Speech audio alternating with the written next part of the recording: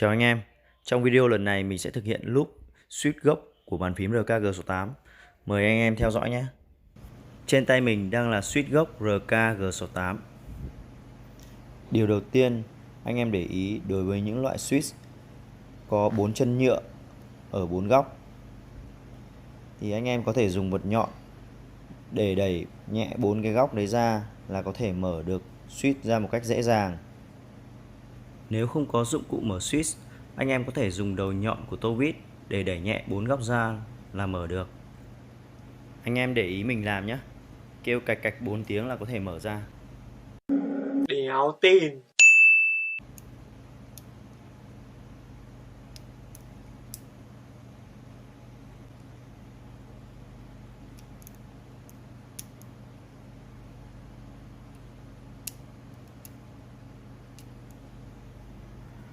Ok, con dê. Ở đây mình đã thực hiện tháo một số switch ra trước rồi. Và ở phần tiếp theo mình sẽ tua nhanh nhé. Việc mở switch bằng tô vít này cũng khá mất thời gian đấy anh em ạ. Rồi, trong video lần này thì mình chỉ thực hiện loop mỗi hàng phím 5 switch, tổng cộng là 25 switch thôi nhé. Để bắt đầu loop, anh em chuẩn bị những dụng cụ công cụ sau nhé. Một lọ mỡ và dầu Freetox 205G0, một cọ quét dầu quét mỡ, một nhíp 4 chân Steam Picker. Vậy là anh em mình có thể bắt đầu loop được rồi.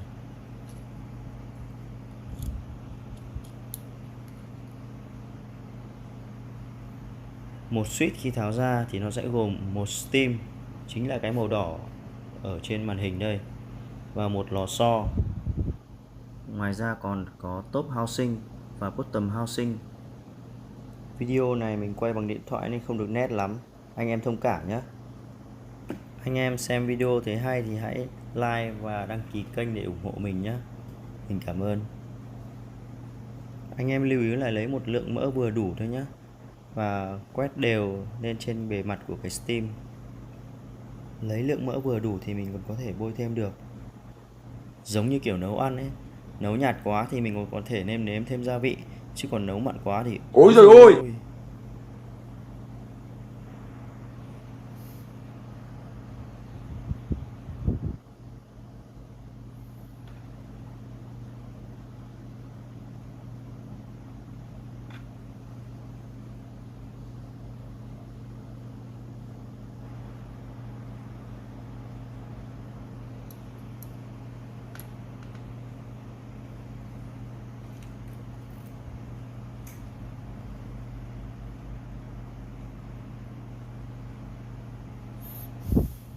Tiếp đến là phần bottom housing nhé.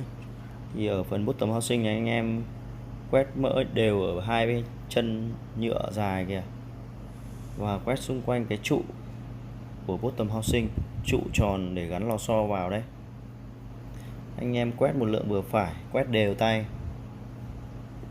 Nói chung là bề mặt nào mà tiếp xúc giữa bottom housing và Steam thì anh em quét mỡ lên đó và bôi đều là được.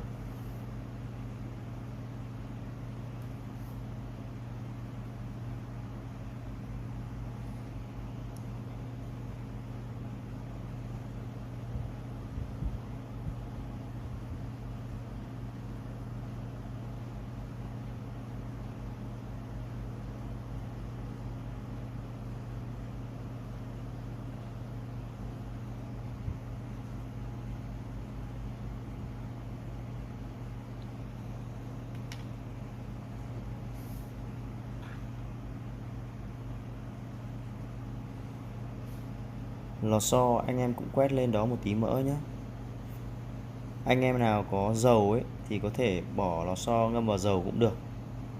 Dầu ở đây cũng là dầu Freetox nhưng mà là loại 105, 107 chứ không phải là loại mỡ Freetox 205 này. Dầu nó lỏng hơn.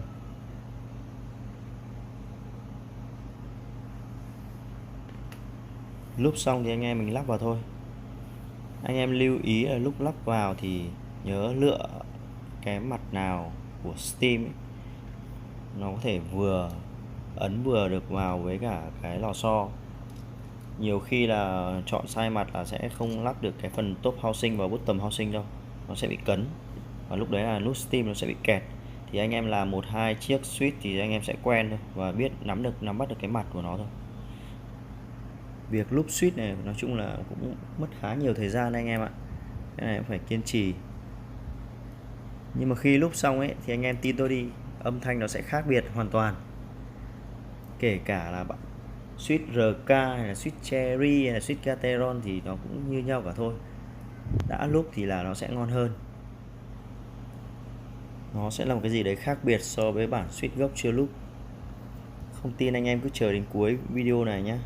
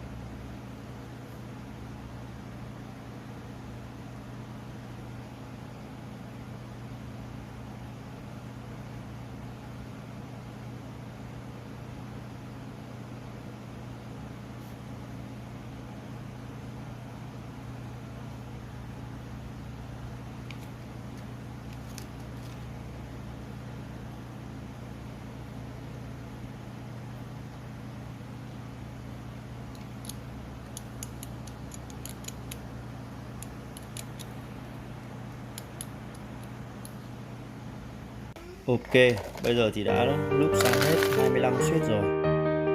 Chuẩn bị lắp vào thôi.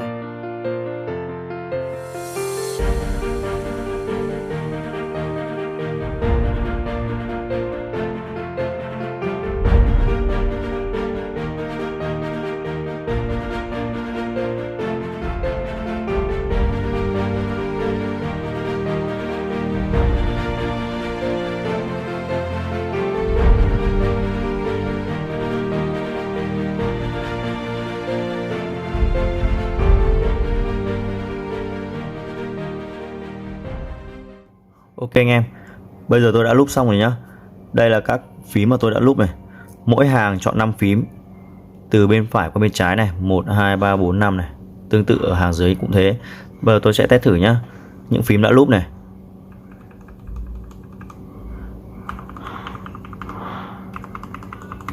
Phím chưa loop này.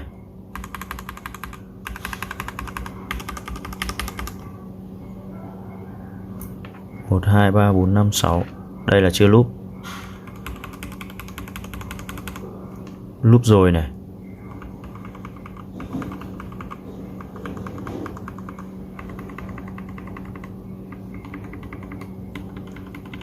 Chưa loop này.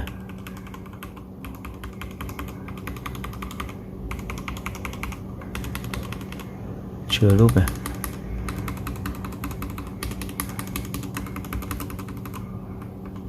Loop rồi.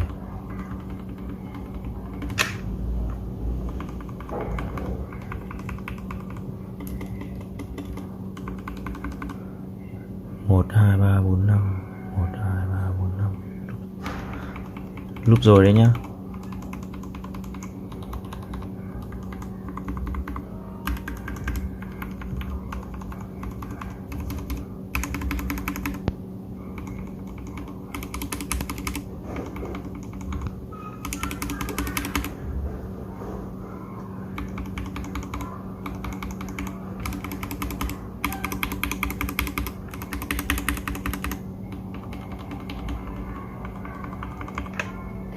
Anh em thấy sự khác biệt chưa?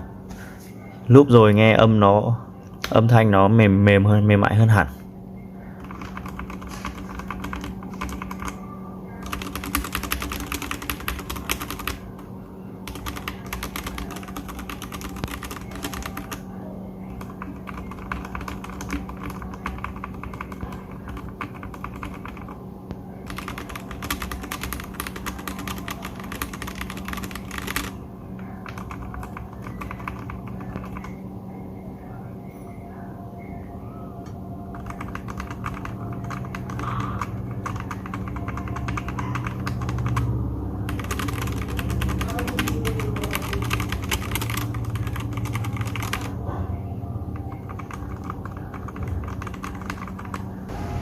Mình bắt đầu test thử nhá.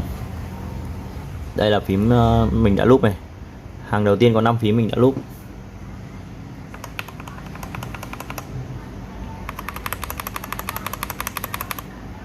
Âm thanh nghe khác hẳn đúng không?